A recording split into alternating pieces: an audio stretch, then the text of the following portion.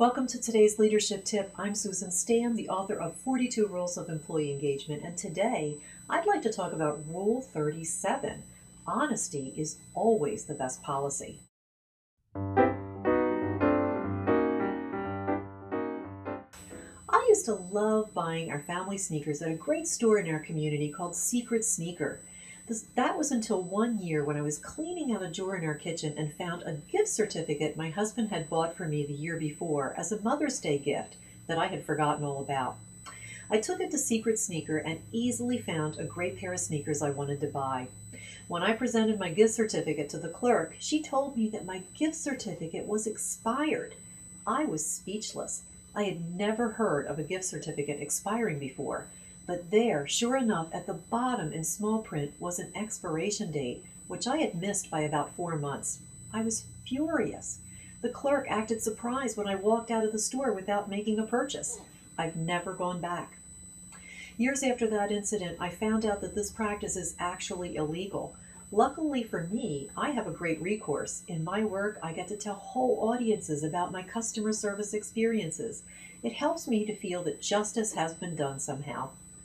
The truth is, I'm not all that unique. People love to share their horror stories. TARP, a research group based in Washington, D.C., says unhappy customers tell up to a dozen people about their bad experiences. But most of these unhappy customers rarely complain to the business that they're unhappy about. When the practice crosses the ethical border, however, some of these customers do something else. They file lawsuits. Take the civil suit filed against GameStop, who sells pre-owned games. The 2011 lawsuit is centered around the issue of selling games used that contain one-time use codes. These codes are included in all new copies of games and unlock downloadable content at no extra charge. However, if the code is not included or has already been used, the owner will have to pay an additional fee to access this content. In some cases, such as the 3 customers who filed this suit, the combined cost of the used game purchased from GameStop and the cost for the downloadable content can exceed the cost of a brand new copy.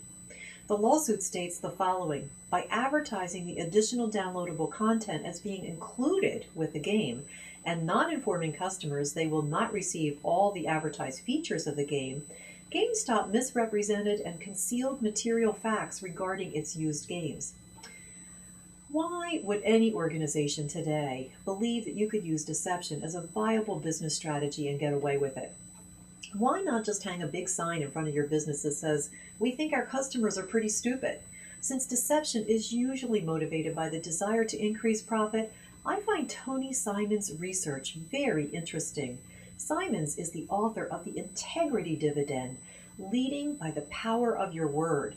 Tony found that an increase in just 1/8 of a point on his integrity survey correlated to a 2.5% increase in revenue. As a leader, you need to be on the lookout for any unfair and dishonest practices that somehow take root, even if they are not your organization's policy. Even if an employee took it on their own to initiate this practice, to the customer, the practice comes from your organization.